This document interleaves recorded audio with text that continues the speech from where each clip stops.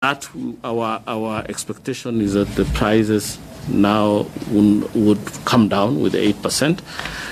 And when we look at the impact on inflation, our calculation, we're working with KNBS, we're looking at the weight of petroleum in the basket, CPI basket. We are looking at an impact of between 1 to 2 percentage points. So current inflation is at its low level at around 4% now for August. So as you know, September numbers are yet to be collected by Kenya National Bureau of Statistics, which they will be collecting, and we will know the impact on the one-off effect of the imposition of VAT on petroleum products in this September inflation. But our estimates, which I'm just calling estimates, will be between 1 and 2% on that. So that is how we are looking at. In terms of coming to the Mheshimiwa's question about what are the yield on this, first, VAT was on exempt status, meaning that you cannot claim your input tax. Now with the taxation, it's a benefit now for the industry that they can claim their inputs. They could not claim before. Yeah, so that again as a benefit to the oil marketers. Yeah. Now, I think the challenge that you are raising here is that yes, the output tax will be taxed at 8% because we want to lower the consumer price, but the input tax will be at 16%.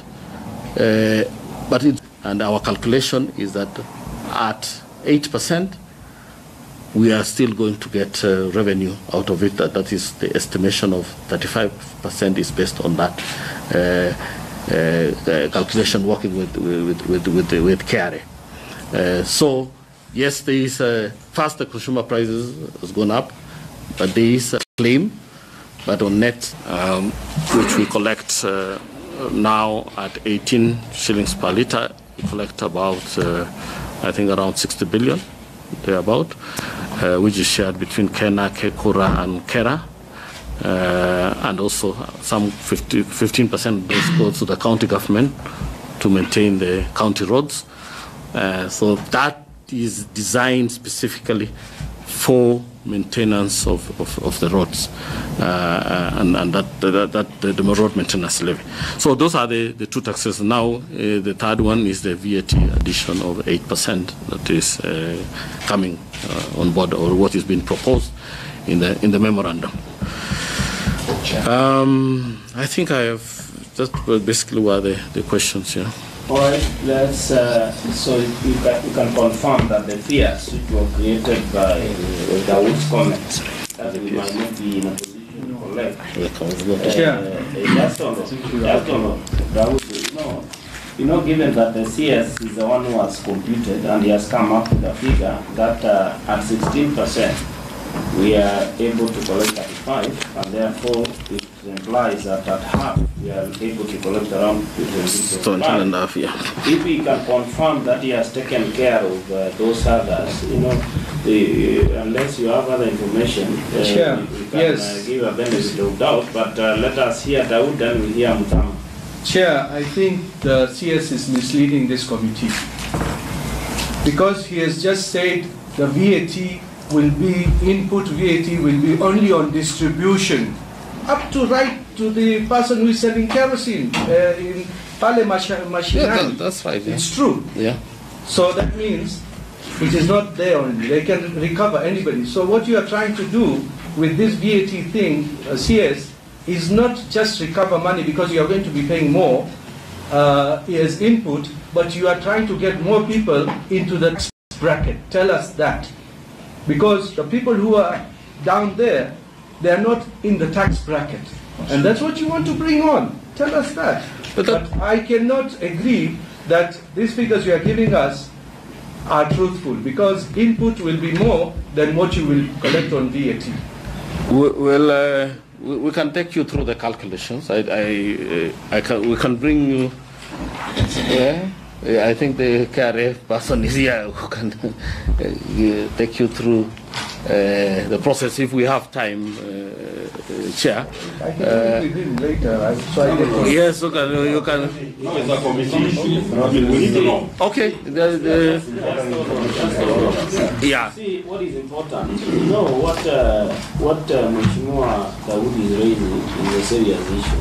Yes. You know him, he is actually an expert in that field and he has participated in the oil industry for a long time.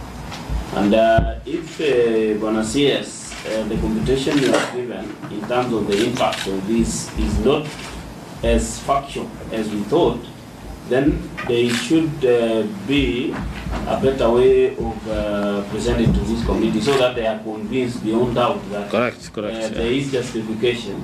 So, you know, if this whole exercise will not add to the expected revenue, then there is no need of taking the whole hit. Yeah. Therefore, can we confirm that that computation is correct and the government is going to collect the revenue? If not, then there is need to rethink. Mheshimiwa Mudama? Okay, then as you prepare to get the presentation from the explanation of the CS about the road maintenance levy and the other levies that comes together with the fuels. Are you removing now, because you said we have been collecting around 60 billion or so, are you going to remove these fees from the oil price at the pump price, where wananchi now are going to, all wananchi are going to carry this burden of the fuel levies together with the new tax, which now Mheshimiwa Daudi is explaining that it's a whole process. Are you, and again, is it going to affect the already initiated projects that are all over the country, so that then wananchi now suffers from the two ends? Yeah, so I get your question. But the question is, are these? Let me try to get. I don't know whether the other members are getting. You know, the understanding here is that this is additional tax, but it doesn't necessarily remove the other. That's what I wanted to know. But there was an explanation which he did that the way this tax will be computed, it will be